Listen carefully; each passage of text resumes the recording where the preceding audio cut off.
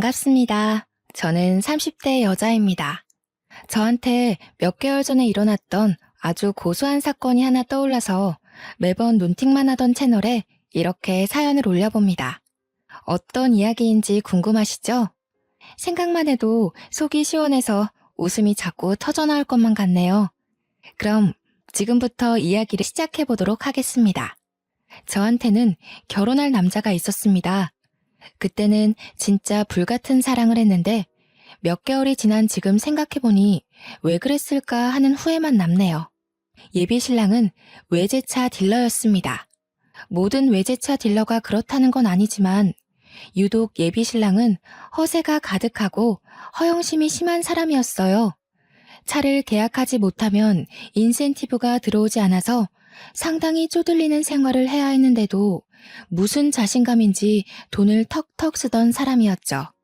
차도 외제차를 거의 빚내다시피 해서 끌고 다니는 사람이었습니다. 저는 어떤 사람이었는지 궁금하시죠? 저는 허세랑은 거리가 참 먼 사람이었습니다. 그냥 수수하게 사는 평범한 사람 정도라고 보면 될 것 같네요. 예비 신랑도 저한테 꾸미지 않는 순수함이 마음에 들었다고 하긴 했는데 지금 와서 생각해보면 그냥 돈 아껴 사는 모습이 마음에 든 게 아니었는지 모르겠습니다. 예비 신랑에게 뭘 사달라고 해본 적이 없었거든요. 본인 치장에만 신경 쓸 수 있으니 오히려 저 같은 여자가 편했을지도 모르죠. 근데도 왜 결혼까지 생각했냐고 물어보시면 할 말이 없네요. 그냥 그때는 그런 사람인 줄 몰랐거든요. 저는 고등학교 1학년 때부터 서울에서 혼자 살기 시작했습니다. 부모님이 이혼을 했다거나 고아라거나 그런 건 전혀 아니었고요. 저희 부모님은 고성에서 농사를 짓고 계셨어요. 농사라고 하면 늘상 시골에서 가난하게 산다고들 생각하시던데 그거랑은 거리가 매우 멀었습니다. 고성 땅이 전부 우리 집 땅이라고 말해도 될 만큼 규모가 엄청나게 컸거든요. 우리 외가, 그러니까 어머니네 집안 대대로 물려내려오는 농작지였습니다.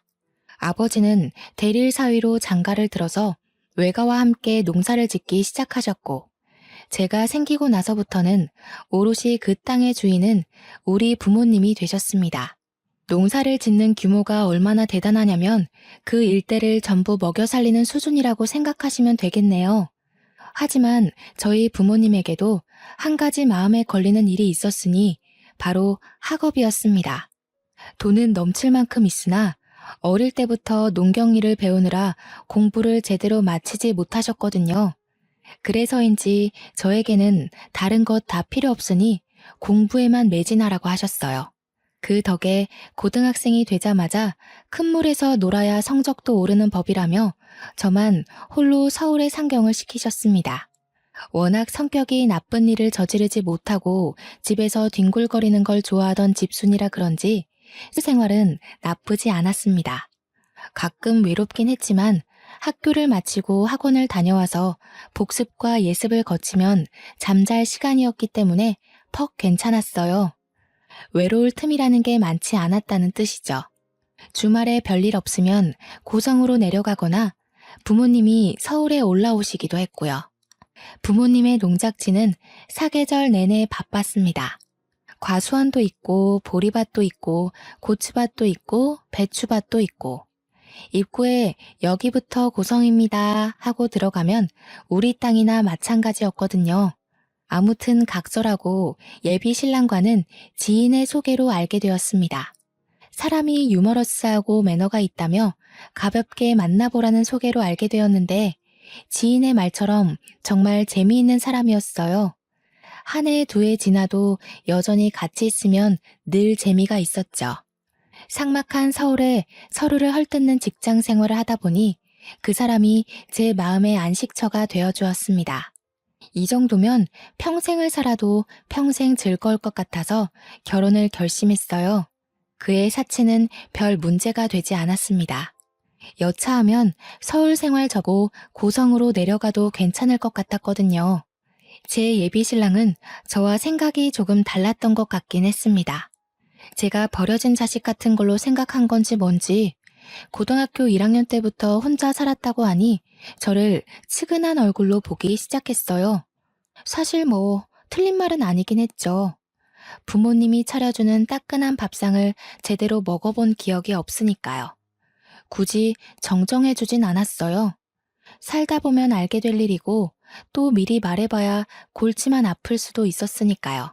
우리 부모님이 시골에 계신 것도 돈이 없어서 제 뒷바라지 하느라 어쩔 수 없이 내려가서 사시는 줄 알더라고요. 작은 땅에 겨우 먹고 살 만큼 돈벌이 하면서 저의 서울 생활을 지지해 주시는 거라 생각했는지 가끔 저에게 그런 언행을 하기도 했어요. 사실 우리 부모님은 농사철이 끝나면 틈틈이 다음 농작물을 수확하기 전까지 해외여행도 가시고 상당히 젊게 사시는 분들이셨거든요. 오죽하면 제가 다녀온 여행지보다 부모님께서 다녀온 여행지가 몇 배나 더 많으니까요. 그치만 예비 신랑이 그런 사정까지야 당연히 알 수가 없죠. 제가 굳이 입 밖으로 꺼내서 자랑한 적이 없으니까요. 결혼 이야기가 솔솔 나오자 양가에 인사를 드리러 가자고 하더라고요. 일단 서울에 살고 계시는 시댁부터 인사를 드리러 갔어요. 솔직히 긴장을 안 했다고 하면 거짓말이겠죠? 최대한 예쁘게 보이고 싶어서 밝은색 투피스 정장을 차려입고 선물도 양손 한가득 준비해서 갔습니다. 그런데 아니나 다를까 저희 집이 시골에서 농사를 짓는다고 은근히 무시를 하시더라고요. 부모님이 시골에서 농사를 짓는다고 들었는데 어떤 농사를 짓는 거야? 이것저것 많이 하셔요. 보리밭도 있고 고추밭도 있고. 어쩜 죄다 풀떼기네 그래. 적어도 먹고 사는데 지장은 없으려나? 아니 아무리 그래도 소나 키우지. 뭔 죄다 풀떼기야? 나중에 자식들 배고플 때 되면 소를 키워야 했는데 하고 후회하시는 거 아니야? 그런 걸 농담이랍시고 하호호 웃으면서 말씀을 하시더라고요. 축산업은 몸이 힘들고 순수이익이 많이 남긴 하지만 정이 많이 들어서 팔아넘길 때마다 가슴이 아린다고 접으신 사업이었어요. 솔직히 농경지가 그리 큰데 축산업에 손 한 번 안 대어 보셨겠어요? 하지만 굳이 그 이야기도 하지 않았어요. 저희 집이 시골이라고 무시하는 시댁도 사실 서울에만 살았지 그닥 풍족한 건 아니었거든요. 서울 산다는 그 자부심에 저희 집을 깎아내리고 싶은 거다. 혹은 며느리 될 사람을 벌써부터 기죽이려고 하는 거다. 그 정도로만 생각했어요. 어차피 실상 저희 집은 엄청나게 여유가 있으니 결혼하고 나면 판도가 바뀔 거라 생각했으니까요. 그럼 혹시 철마다 내려가서 우리 아들이 농사일 거들고 해야 되는 거 아니니? 아니요. 시골에 일하는 오시는 분들이 많아서 그런 건 걱정 안 하셔도 돼요. 저도 살면서 부모님 농경지에서 일해본 적이 없는걸요? 너야 딸이니까 그렇지. 사위를 어떻게 부려먹을 줄 알고 그렇게 장담을 해? 저희 부모님 그런 분들 아니세요. 그리고 일하러 오신 분들에게 임금도 넉넉히 드리고 있어서 철만 되면 일하러 오시는 분들이 줄을 서시거든요. 그래봐야 농사일일 텐데 그래가지고 남는 게 있으시겠니? 자꾸만 저희 집을 무시하는 그들의 발언에 제 마음은 점점 가라앉았습니다. 그뿐만이 아니라 자꾸 없이 살아서 하면서 시골을 무시하시는데 저희 부모님이 어마어마한 부자라고 했잖아요. 저희 어머니 취미가 스포츠카 운전하시는 거거든요. 시골집 차고에 가면 억소리 나는 스포츠카가 3대나 있어요. 서킷 경기장을 빌려다가 취미생활로 개인 레이싱까지 하시는 분인데 얼마나 기가 차던지.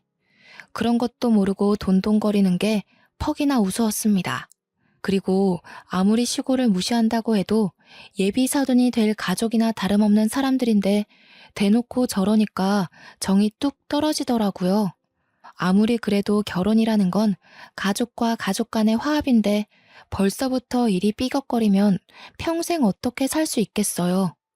스트레스만 쌓일 거라고 생각이 드니 점점 결혼을 하면 안 되겠다는 마음이 생기기 시작했어요.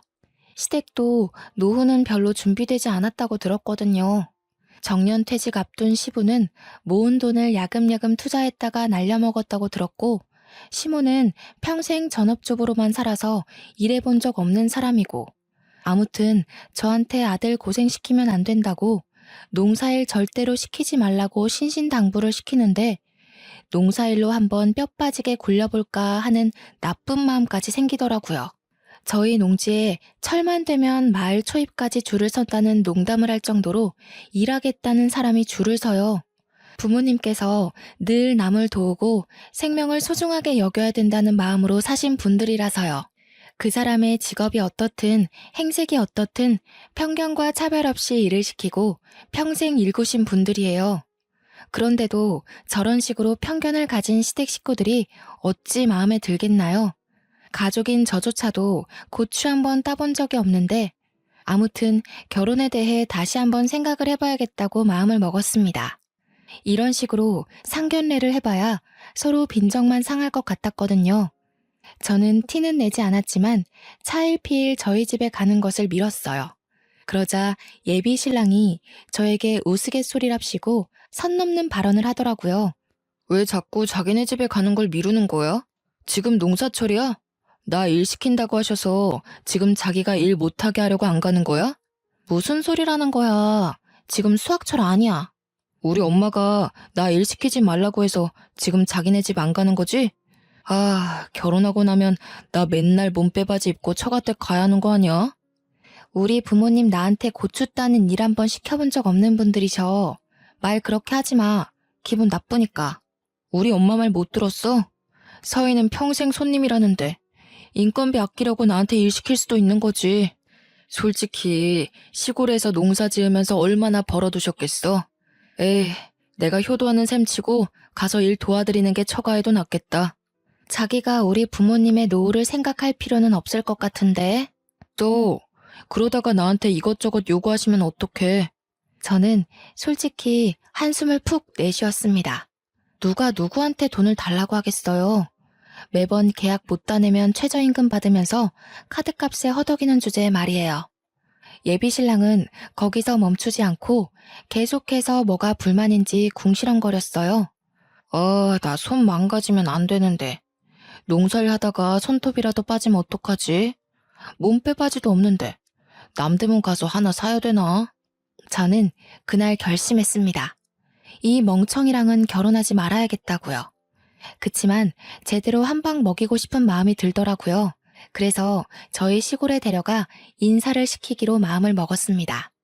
적어도 저희 집 농사 규모를 보거나 하면 자기가 얼마나 우물한 개구리였는지 알게 될 거라고 생각을 해서 결정한 거였어요. 혹여라도 부모님께서 편견을 가지고 제대로 당하기도 전에 내쳐질까봐 헤어질 결심을 했다는 건 말씀드리지 않았고요. 그렇게 예비 신랑에게 2주 뒤 주말에 인사를 드리러 가자고 말을 했습니다. 그렇게 벼르고 벼르던 저희 집에 가는 날이 왔습니다.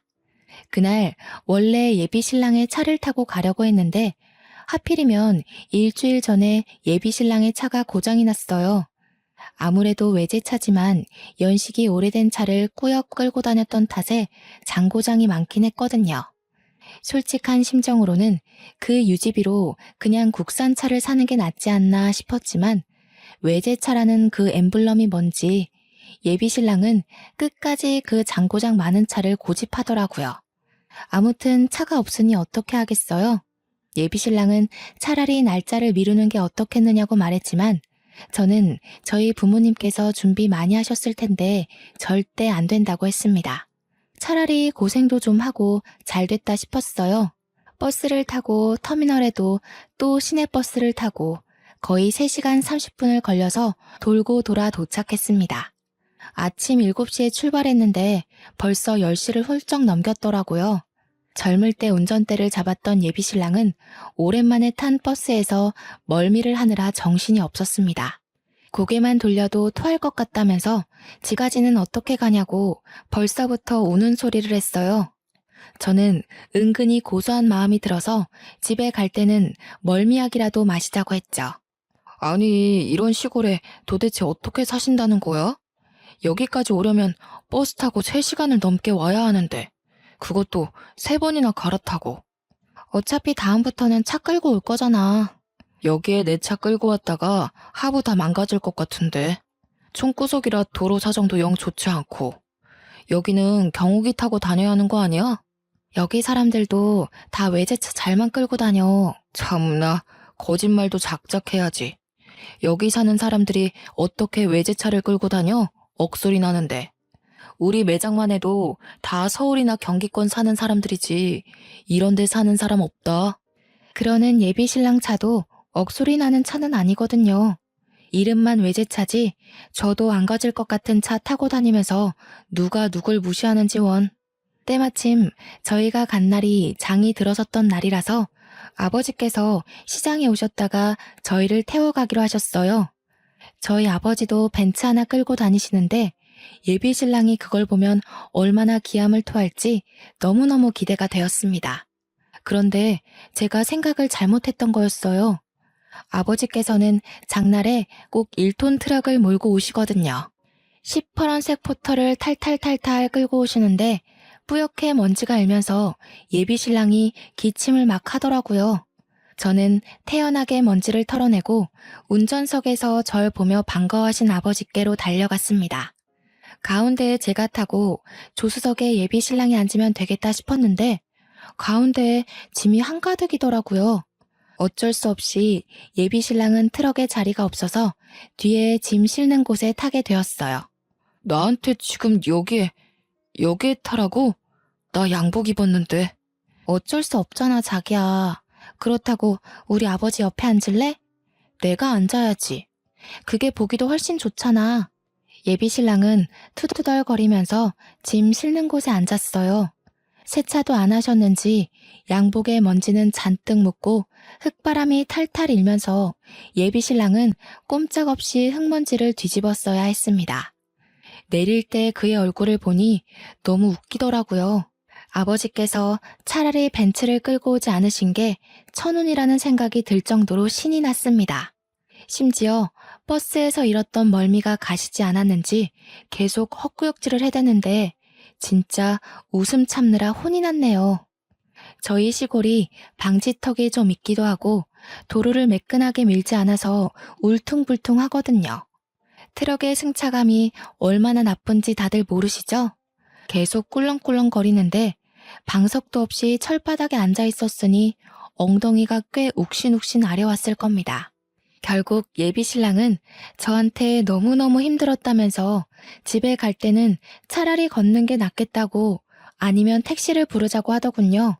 아니, 아무리 그래도 그렇지. 사위 될 사람이 인사로 오는 건데 어떻게 짐짝 취급을 할 수 있지? 아빠가 뭐 일부러 그러셨겠어? 원래는 걸어가야 하는 건데 굳이 장날 기다렸다가 우리 태우러 오신 거잖아. 차라리 걷는 게 나았겠어. 엉덩이에 멍든 것 같단 말이야. 자꾸 엄살 부릴 거야? 엄살이라니. 사위는 백년손님이라는데 내가 이런 대접을 받는다는 게 어이가 없어서 그래. 저는 일단 알겠다며 예비 신랑을 달래준 뒤 집으로 들어갔어요. 어머니께서 정말 대단히 부지런하게 준비하신 건지 상다리가 부러질 정도로 상이 차려져 있었습니다. 그 덕분인지 예비 신랑의 얼굴도 좀 풀어진 듯한 기분이었어요. 마치 뭘 좋아하는지 몰라서 전부 다 준비했다라는 말이 딱 어울릴 정도로 반찬수가 많았습니다. 닭백숙의 다리를 쫙 뜯어서 예비 신랑의 앞접시에 놓자 예비 신랑은 아주 신이 나서 닭다리를 뜯기 시작했습니다. 먹는 것만큼은 정말 복스럽게 먹는 사람이었거든요. 저희 부모님도 시원시원하게 밥을 먹는 예비 신랑을 보고는 아주 마음에 드신 눈치였어요. 물론 저는 이미 결혼하지 않겠다는 마음쪽으로 기울긴 했지만요. 어느 정도 배가 불러오자 부모님께서는 예비 신랑에게 이것저것 물어보기 시작했습니다. 자네는 직장이 어디고? 저는 서울에 있는 비모터스라고 외제차 딜러 일을 하고 있습니다. 차량 이야기가 나오자 평소에 스포츠카 타는 것을 즐기며 차에 대한 무한한 애정을 쏟으시는 우리 어머니의 눈이 반짝 빛이 나셨어요. 이것저것 차에 대해 물어보시자 예비 신랑은 어찌 그리 차에 대해 많이 아시냐고 되물었죠. 내가 차에 관심이 많아. 나도 빠르게 달리는 차를 좋아하거든. 스피드 중요하긴 하죠. 그런데 그런 차 한 번 못 몰아보셔서 속상하시겠어요. 그래도 승차감은 트럭이랑 비슷할걸요? 속도가 달라서 그렇지 스포츠카도 빨리 몰면 승차감 자체는 트럭이랑 비슷하죠. 그러면서 마치 외제차 비싸서 못하지? 라는 느낌으로 저희 어머니에게 트럭 이야기를 꺼내셨습니다. 사실 그 트럭이 왜 세차도 안 되어 있냐고 물어보신다면 그 차는 진짜 막 쓰는 짐 싣는 용도의 차량이기 때문이에요. 어차피 짐만 한가득 실어 나를 텐데 굳이 세차할 이유가 없다 이런 마인드였죠. 우리 어머니께서 수집하시는 스포츠카는 매일같이 광내느랴 하루를 보내야 할 정도였거든요.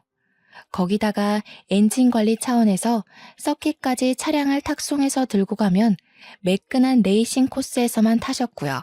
차량 관리에 있어서는 아버지보다 한 수인 어머니에게 약간 무시하는 듯한 발언을 하니 어머니께서도 좀 어이없어 하셨습니다.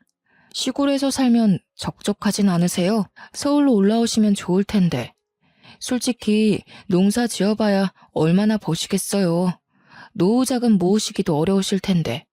그러지 말고 여기 대충 정리하고 그걸 노후 자금 삼아 서울로 오세요. 여기를 정리하라고? 에이, 대대손손 물려주는 땅인데 그럴 수 없지. 여기가 무슨 개발지도 아니고 끽해봐야 서울 집값만큼도 안 나올 텐데요. 아, 그러네. 팔아도 서울에 집 한 채 못 얻으시겠네. 그냥 여기서 사시는 게 장인 장모한테는 더 좋으려나? 혼자 중얼중얼 거리면서 우리 집을 무시한 듯한 발언을 일삼자 부모님의 표정이 단박에 어두워지셨습니다. 아마 돈 자랑을 여기서 하긴 너무 유치하고 어떻게 본때를 보여줘야 하나 고민하시는 듯 했어요. 노후 이야기를 하는 거 보니 사돈댁은 노후 준비가 잘 되어 있으신가 봐. 뭐 그래도 서울 집 팔고 여기 내려오면 떵떵거리면서 사실 수 있을걸요? 안 그래도 저희 집에서 소나 키우지 왜 풀떼기만 키우냐고 하시던데. 왜 축산 쪽은 안 하셨어요? 계속해서 우리 집을 무시하자 부모님께서 찬물만 벌컥벌컥 들이키시더라고요. 아무리 생각해도 이건 아니다 싶은데도 불구하고 제가 데려온 남자이니 함부로 못하시는 듯 했어요. 당신 말이 좀 이상하다. 풀떼기나 키우냐니. 축산업보다 훨씬 돈 되는 거야 이게. 세상 물정 모르네. 척값만큼 속값도 비싸다던데.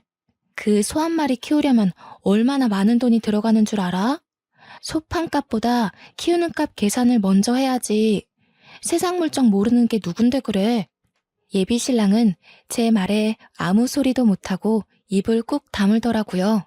본인 딴에는 아는 척 좀 하고 싶었을 텐데 제가 그거 아니라고 단칼에 잘라버리니까 빈정상한 것 같았습니다.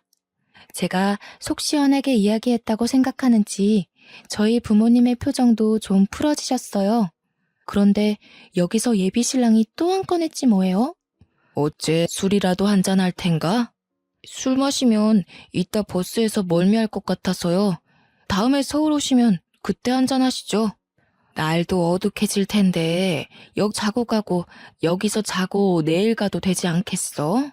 잠은 집에 가서 자야죠. 거기다가 침대도 없을 텐데. 저 침대 없이 못 자거든요. 아, 혹시 내일 농사일 거들 사람이 없어서 그래요? 여기도 주 5일제로 일하나요? 시골은 그런 거 없는 줄 알았는데. 주 5일제뿐이겠어요? 추가 수당에 시급도 넉넉하게 주거든요. 시골 사정도 모르면서 자기만의 생각으로 무시를 해대니 저희 어머니께서 더 이상 볼 필요도 없다고 생각하셨나 봐요. 오히려 어쩌다 저런 모지리를 데리고 왔냐는 눈빛으로 저를 흘겨보시더라고요. 솔직히 할 말 없었습니다. 저도 이 정도로 막 나갈 줄은 전혀 상상도 못했거든요. 그래, 그럼 더 늦어지면 버스 끊기니까 얼른 가봐요. 아버지께서 터미널까지 데려다 주시겠다고 하셨는데 예비 신랑이 극구 사양을 했어요. 아마 차키를 챙기신 걸로 봐서는 벤츠를 몰고 가시려고 했던 것 같은데 예비 신랑은 트럭인 줄 알았나 봐요. 죽어도 싫다고 절대 못한다고 하더라고요. 그래서 저는 그냥 택시 불러서 가겠다고 전화 드리겠다고 인사를 한 뒤 콜택시를 불렀습니다.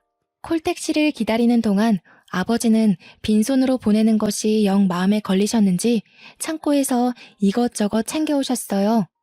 농사 지은 구황작물부터 타곡을 끝낸 보리까지 손수 지으신 상품들이라 아주 자부심 넘치는 농작물이었어요. 저는 그 맛을 익히 알고 있기에 너무너무 감사하다면서 양손 가득 챙겼는데 예비 신랑은 영 탐탁치 않은 얼굴이었습니다. 나 보리밥 안 먹는데. 솔직히 감자도 별로 하지 않나?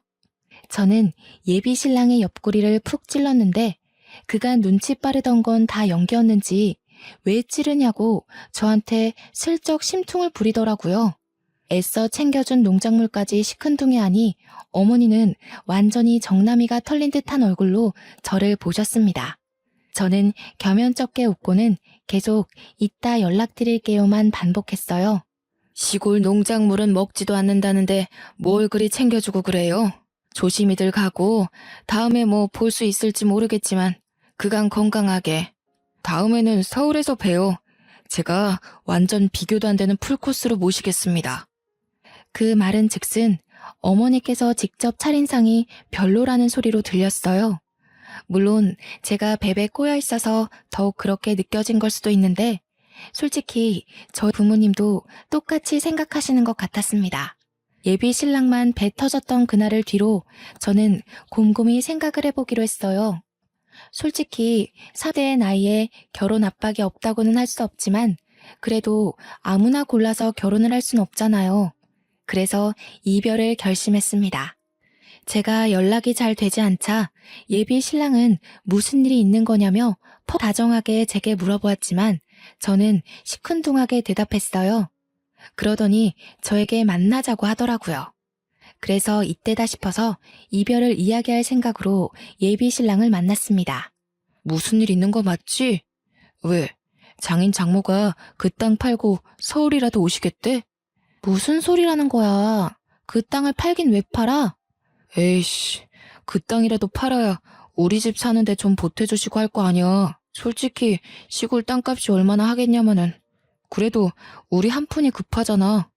그거야 네가 모아둔 돈이 없으니까 그런 거지. 그러길래 사치 좀 그만하고 돈 모아두지 그랬어?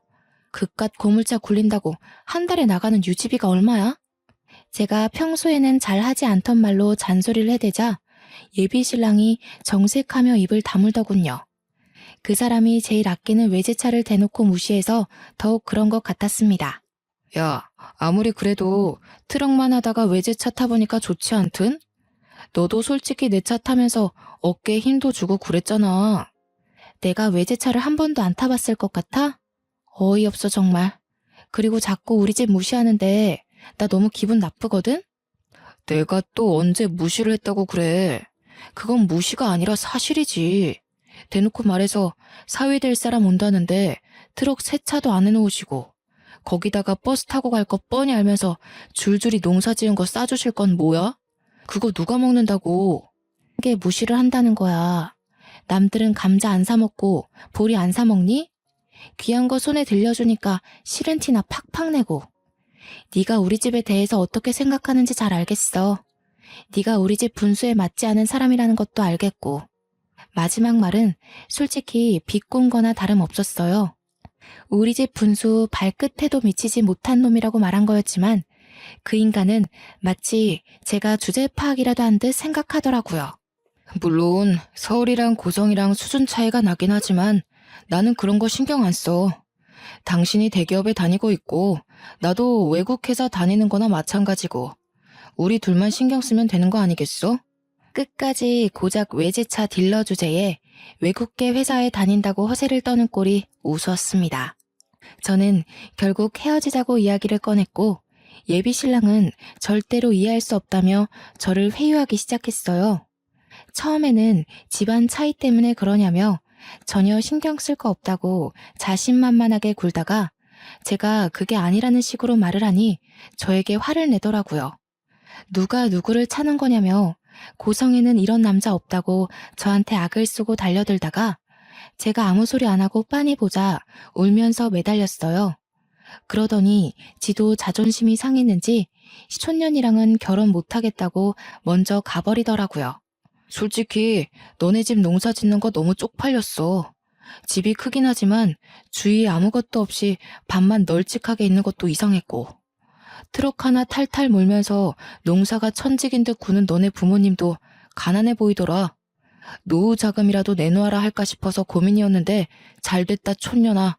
예비 신랑은 저에게 큰 소리를 치면서 헤어짐에 찬성한다고 했어요. 저는 끝까지 더러운 꼴을 하는 그 사람에게 치가 떨렸습니다. 그날 이후 저와 그 사람은 연락을 또 끊었어요. 지지부진하게 매달리기라도 했으면 서로 피곤할 법했는데 그런 일이 없어서 다행이었죠. 요즘 왜 안전이별이니 뭐니 말도 많잖아요. 헤어진 연인에게 보복성으로 나쁜 짓을 한다던가. 그래서 한동안 예민하게 지냈는데 그런 일도 일어나지 않았습니다. 그렇게 한 2주일쯤 지났을까요? 어머니께 연락이 왔어요. 그날 그렇게 만난 뒤로 딱 한 번 통화를 했었는데 제가 헤어질 거라고 하긴 했거든요. 어머니께서도 어디서 그런 모질이를 데리고 왔냐고 저한테 한 소리 하셨고요. 그 모질이랑은 어떻게 됐니? 헤어졌어요. 아니 우리 집을 무시해도 유분수지. 나한테 촌년이니 뭐니 막말을 하더라니까요. 너한테 뭐라고 했다고? 촌년? 내가 그런 소리 들을까봐 일찌감치 서울로 상경시킨 건데 그게 뭔 소리래? 그리고 딱 보아하니 집도 차도 없어 보이던데 우리 집이 어떤 집인 줄이나 알고 그런 소리 한다니? 다 끝난 사이니까 너무 열내지 마세요. 안 그래도 저도 한마디 콱 해줬으니까요. 그러지 말고 아주 귀를 콱 눌러주러 가자. 저는 어머니의 말에 의문을 품었습니다. 뭘 어떻게 귀를 눌러주겠다는 건지 이미 끝난 마당에 그럴 필요가 굳이 있을까 싶었는데 어머니께서는 아주 즐겁게 이야기를 하시더라고요. 저는 뒤이어 나온 말에 아주 좋은 생각인 것 같다고 덧붙였어. 내가 이번에 B사에서 나온 스포츠카를 한 대 사려고 마음을 먹었다는 거 아니겠니? 예약이라도 하러 가야 할 것 같은데 그 모지리가 B모터스에서 일을 한다며? 가서 아주 길을 팍 살려주려고 했는데 헤어진 마당에 그럴 필요 없지 뭐. 이번 주 주말에 올라가마. 저는 어머니께 아니 스포츠카가 3대나 있으면서 또 산다는 건 너무 사치지 않냐고 물어보았지만 하늘 아래 같은 엔진은 없다면서 그런 소리 하지 말라 하시더라고요. 어머니께서 본인에게 주어진 재력을 그렇게 쓰시겠다는데 제가 뭘 더 어떻게 할 수 있겠어요. 근데 생각을 하면 할수록 은근히 재밌겠더라고요. 시골에서 농사 짓는다고 풀떼기만 먹고 산다고 가난한 줄 알았던 우리 집에서 떡하니 그 차를 사겠다고 예약을 하면 얼마나 놀란 얼굴로 저희를 바라볼까 싶어서요. 어머니께 어디서 만나는 게 좋겠냐고 물어보니 비모터스 앞에서 바로 만나자고 하시더라고요. 저는 나름 곱게 차려입고 전 남편이 일하는 매장에 찾아갔습니다. 수일 만에 제가 일하는 직장으로 찾아가니 전 남친이 퍽 놀란 듯 저를 마중 나왔습니다. 여긴 무슨 일이야? 너도 이성적으로 생각해보니까 역시 나만한 사람이 없지? 그게 무슨 시덥지 않은 소리야? 차 사러 왔어. 우리 엄마가 차 사고 싶대서. 여기에 어머님 타실 만한 차가 없을 텐데. 괜한 허세 부리지 말고 정 그러면 내가 중고차 딜러라도 소개시켜줄게. 우리 차 꽤 비싸다. 땅 팔아도 사기 힘드실걸? 저는 대꾸해주지 않았습니다. 어머니께 전화라도 드려야 하나 하고 있는 찰나에 갑자기 저거 뭐야? 하는 소리와 함께 주변이 어수선해지기 시작했어요. 곧 부앙하는 큰 소리와 함께 매장 주차장에 새끈한 스포츠카 한 대가 주차를 했습니다. 옆에서 계속 자기 보러 왔냐고 넌지시 옆구리를 쿡쿡 찔러대던 전남친의 눈도 돌아가게 만드는 스포츠카였습니다. 그 차로 말할 것 같으면 저희 어머니께서 가진 컬렉션 중 가장 아끼는 차였어요. 국내에는 딱 5대만 들어온 차량이라 무려 20억 원이 넘는 차이기도 했고요. 5대 중 1대는 우리 어머니, 나머지는 대기업 회장님들이 사가신 걸로 알아요. 커다란 엔진음에 걸맞는 매끈한 작태에 매장에 있던 사람들이 하나둘 구경을 하러 나갔어요. 제 옆에 있던 전남친도 마찬가지로 눈이 돌아가서 다가가더라고요. 안에 누가 타 있을까 실제로 보는 건 처음이다 하는 웅성웅성 소리가 들렸어요. 차 문도 위로 쭉 열리는 스포츠카 모델이었죠. 저는 그 차를 얼마나 어머니께서 애지중지하는지 알고 있었습니다. 절대로 서킷에서만 타는 차량이었고 혹여 하부가 손상될까봐 서킷까지 무조건 탁송으로 옮겨가는 차였어요. 그런데 고성에서 서울까지 저 차를 타고 달려오다니 어머니께서 얼마나 전남친의 길을 눌러주고 싶었는지 절실히 알 수 있는 대목이었습니다. 곧이어 차량 도어가 열리고 사람들은 모두 기겁을 했어요. 그 안에는 뽀글뽀글 파마를 하고 몸빼 바지를 입은 아줌마가 있었기 때문이었습니다. 저는 어머니의 우스꽝스러운 모습에 웃음이 푹 터졌어요. 전 남친이 시골 사람이라고 무시했던 그 표본대로 나타나셨거든요. 일부러 그렇게 입고 오신 거였습니다. 매장 사람들 모두 벙쪄서 어머니만 바라보고 있고 전 남친도 사태 파악 못하고 당당하게 딱 들어와서는 전 남친에게 카탈로그를 가져오라고 하더군요. 눈만 꿈뻑이던 전 남친은 헐레벌떡 카탈로그를 들고 와서 차량에 대해 설명하기 시작했어요. 뭐야, 고작 2억밖에 안 해? 이런 싸구려 차가 잘 나가겠어? 아무리 봐도 너무 싼 티가 나네. 이 차 10대 뽑아봐야 내 차보다 싸잖아. 내가 딱 이 한마디만 할게. 네가 트럭 타고 들어온 그 초입부터가 전부 우리 집 땅이야. 멀리 산 하나 있던 거 기억나? 거기까지가 전부 우리 밭이야. 어디 농사 짓는다고 사람 무시하고 그래? 평생 우리 같은 사람한테 차나 팔면서 살아. 그러자 매장에 있던 사람들 모두 꿀먹은 벙어리가 됐습니다. 어머니는 싸구려 차 보려고 여기까지 온 시간이 아깝다면서 저보고 가자며 차에 타라고 하더군요. 아니 장모님, 이 차가 장모님 차 맞아요? 왜 저한테 말씀 안 하셨어요? 이런 줄도 모르고. 왜? 알았으면 뭐가 달라졌을 것 같아? 양심도 없다 진짜. 사람 보이는 것만 보면서 그렇게 판단하는 거 아니야. 우리 집 땅이며 밭이며 다 팔면 강남에 빌딩이 몇인 줄 알아? 전 남친이 따라오면서 계속 왜 말 안 했냐고 이런 줄 알았으면 절대로 그렇게 생각 안 했을 거라고 변명을 해댔습니다. 저에게도 미리 언지를 줬으면 그렇게 무시하지 않았을 거라고 했어요. 저는 당연히 콧방귀를 뀌었죠. 만약 미리 말했으면 너무나도 멀쩡한 얼굴로 착한 척, 매너 있는 척 다 하면서 뒤로는 재산이라도 한 푼 얻을 수 있을까 음흉하게 굴었을 거 아니겠어요. 사람 겉과 속 다른 거 지금이라도 알았으니 조상님이 도운 거나 마찬가지였죠. 아무튼 그런 잡소리를 전부 무시하시고 어머니께서는 차에 시동을 거셨어요. 부릉부릉 주위가 울릴 만큼 엄청나게 큰 엔진 소리가 들리고 정말 몇 초 만에 슝 강남대로를 달려나갔습니다. 달리면서 왜 어머니께서 그렇게 스포츠카에 목숨을 거는지 알겠더라고요. 속이 뻥 뚫리는 그 느낌 말이에요. 그날 저녁 전 남친이 저에게 그 차 뭐냐, 어디서 산 거냐, 너네 집 부자냐, 나를 속였냐, 연락 오고 난리가 났지만 저는 가뿐히 무시하고 차단해버렸습니다. 소 잃고 외양간 고친다는 말이 딱이지 않나요? 시골에 산다는 이유로 농장의 규모가 어떤지 매출이 어떤지는 생각도 하지 않고 서울 산다는 자부심으로 시골 무시하더니 결국에는 든든한 처갓집 잃고 평생 남 밑에서 차나 팔면서 살아야 하지 않겠어요? 저는 나름 대기업에 다니는 인재고 그런 놈 말고도 충분히 좋은 사람 만날 수 있을 거라 생각합니다. 물론 우리 부모님도 제게 더 이상 선딸이나 남자친구에 대한 이야기를 꺼내지 않으시고요. 그래도 마지막에 속 시원하게 할 말 다 하고 끝내서 너무 기분이 좋더라고요. 앞으로는 남자 보는 눈 좀 키워서 정말 멀쩡하고 젠틀한 사람 만나고 싶습니다. 제 이야기 들어주셔서 감사합니다.